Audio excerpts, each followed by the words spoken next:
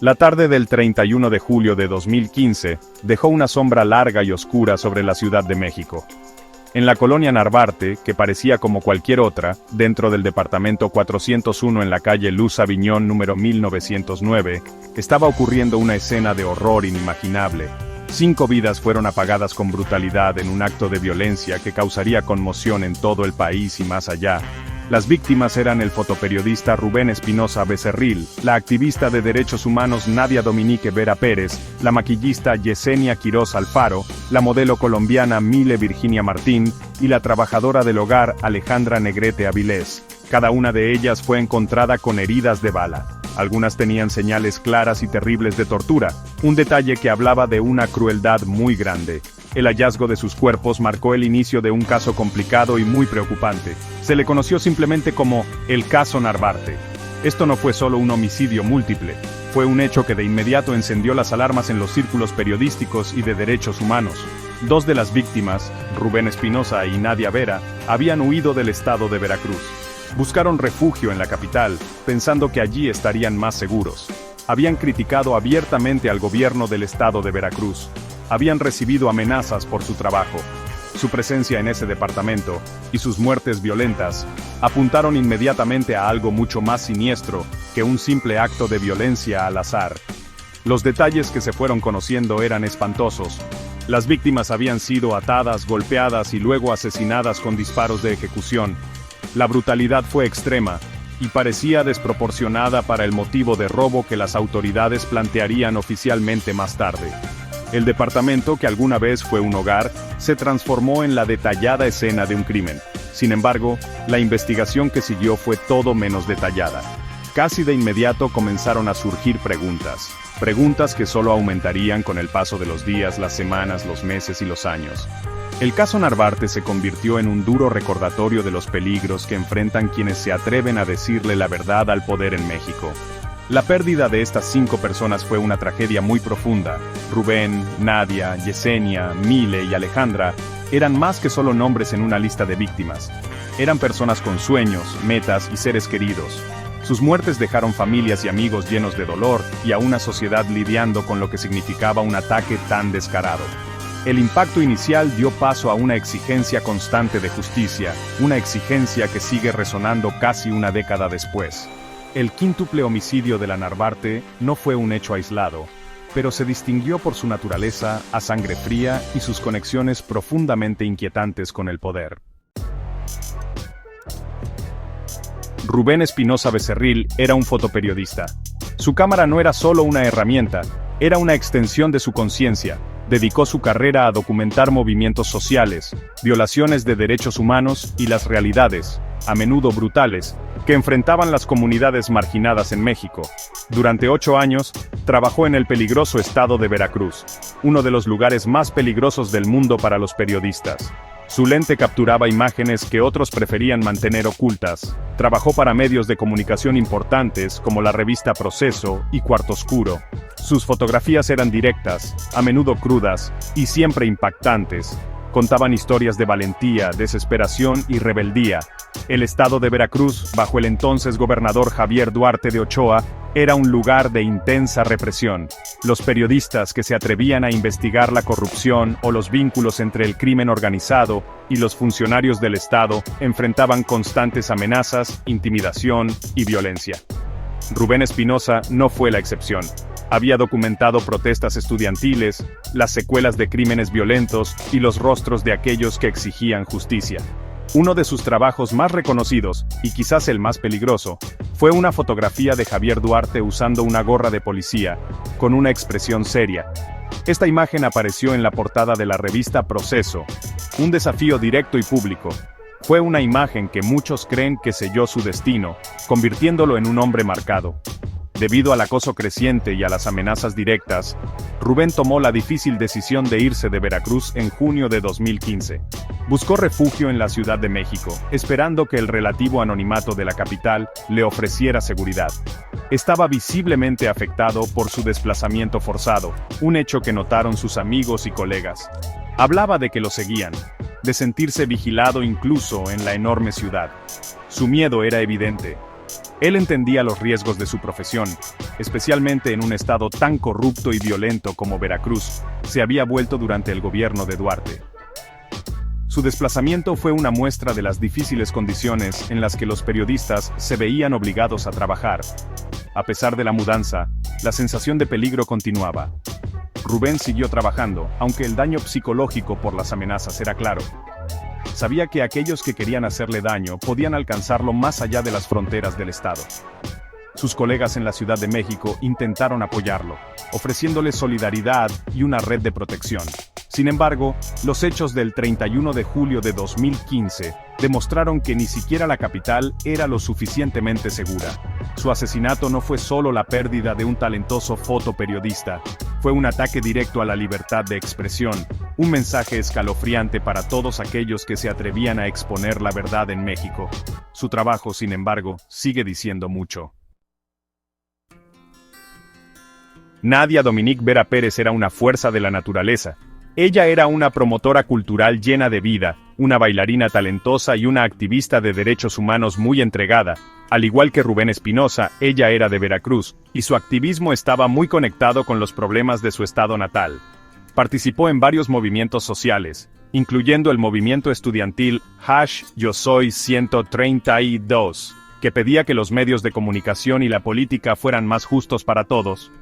Nadia usaba su voz y su arte para denunciar las injusticias, para pedir que los culpables respondieran por sus actos, y para apoyar a las víctimas de la violencia y la represión por parte del gobierno. Era conocida por su valentía y por nunca abandonar sus ideas. Su activismo la convirtió en un blanco en Veracruz. Ella había criticado abiertamente al gobierno del gobernador Javier Duarte, especialmente por la gran cantidad de violencia contra periodistas y activistas en el estado.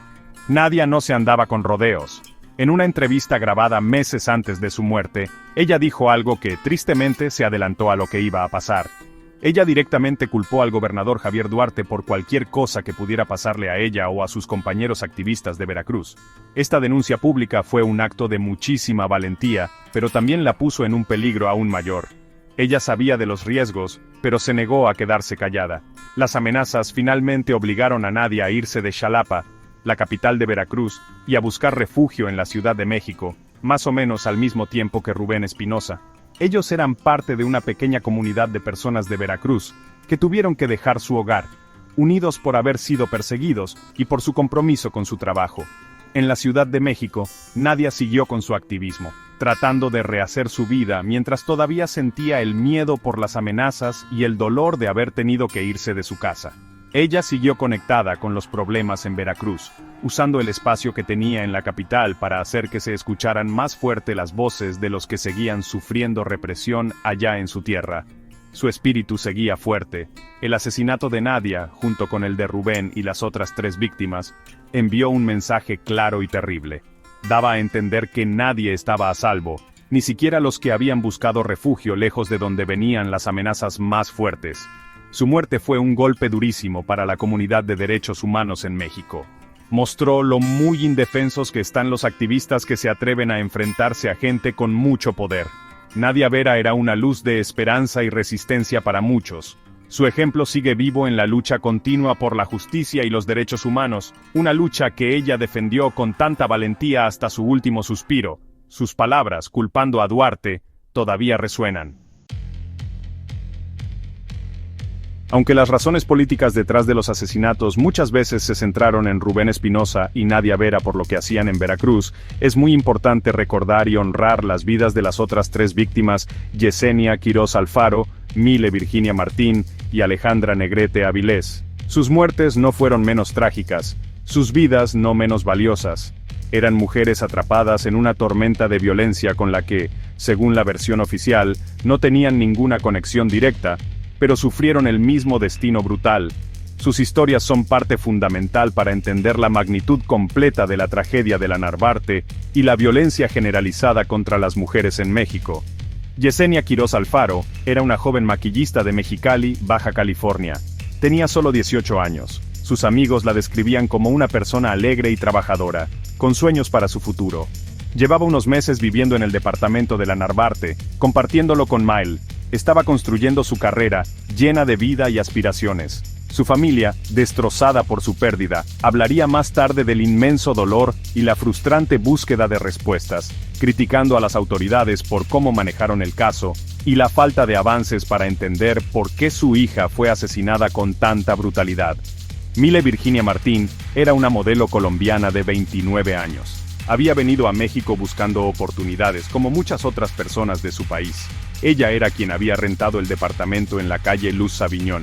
Se conocen pocos detalles públicos sobre su vida antes de su trágica muerte, pero ella también fue víctima de una violencia terrible. La presencia de una extranjera entre las víctimas añadió otra complicación al caso, aunque la investigación pareció descartar rápidamente cualquier línea de investigación relacionada con sus antecedentes o posibles conexiones, más allá de su presencia en el departamento ese día fatal. Su familia en Colombia enfrentó la carga adicional de buscar justicia desde lejos. Alejandra Negrete Avilés era una trabajadora doméstica de 40 años. Había llegado al departamento ese viernes por la mañana para hacer la limpieza, como parte de su rutina de trabajo semanal. Trágicamente, estuvo en el lugar equivocado en el momento equivocado, o quizás, para ser más exactos, estaba en un lugar que fue el objetivo de asesinos despiadados que no tuvieron piedad con nadie que estuviera allí. Alejandra era madre, y su muerte dejó a su familia destrozada.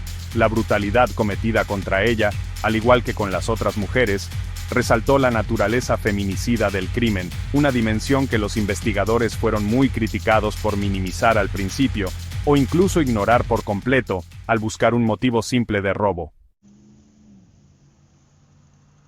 Sección 5. La versión oficial. ¿Un robo que salió mal?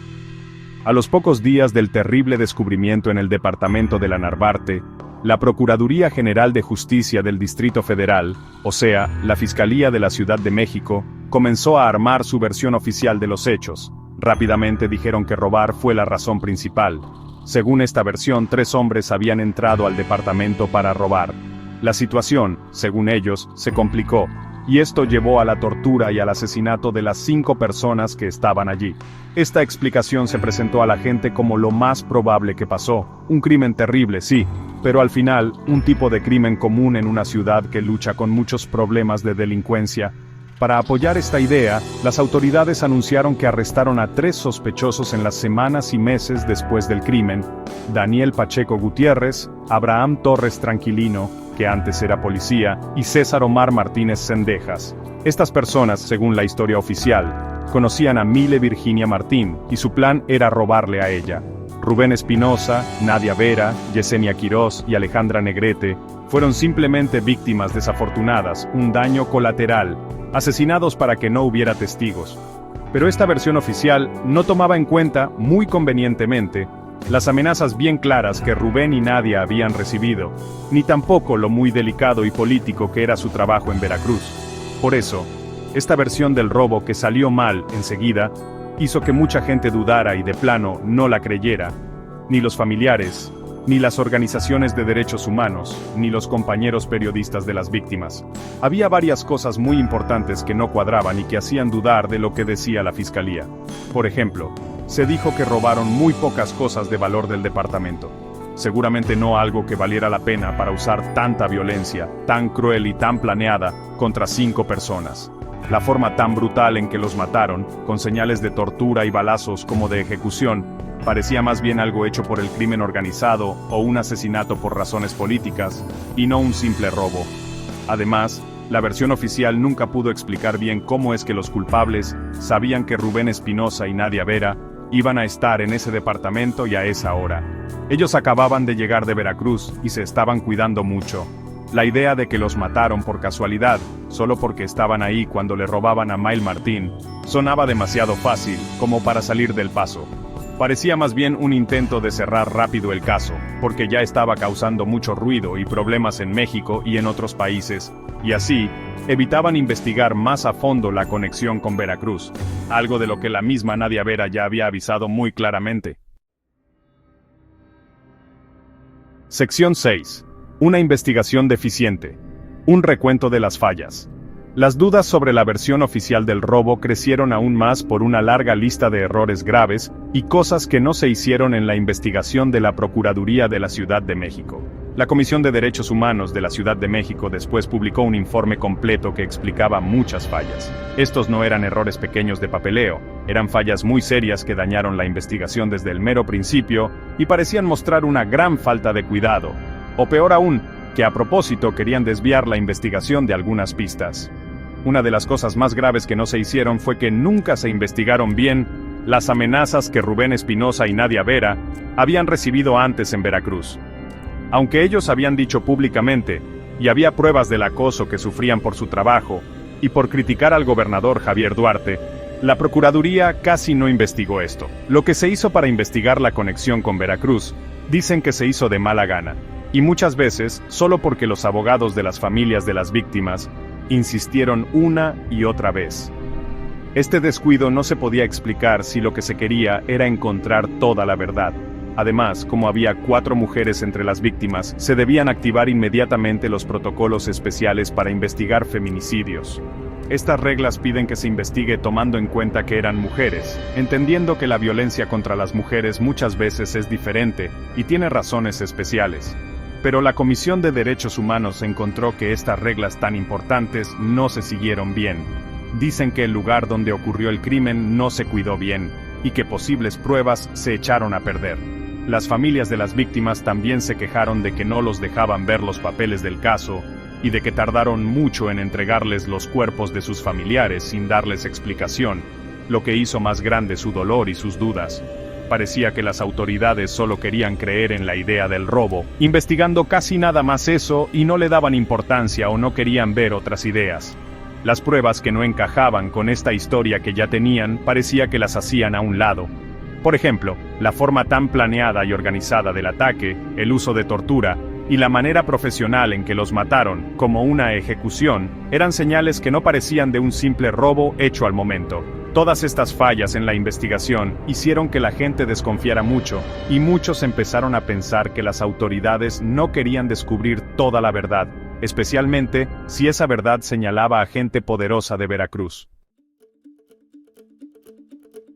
Sección 9. Una herida abierta, impunidad, simbolismo y las preguntas que persisten. Han pasado casi 10 años desde aquel día terrible de julio de 2015, pero el caso Narvarte sigue siendo una herida abierta en el corazón de la sociedad mexicana. En gran parte, no se ha resuelto. Solo 3 personas han sido condenadas como autores materiales del crimen, mientras que los autores intelectuales, los que ordenaron y pagaron por los asesinatos, siguen sin castigo y sin ser identificados. Esta falta de una solución completa es una muestra clara de la impunidad que tanto afecta a México, especialmente en los crímenes contra periodistas y defensores de los derechos humanos.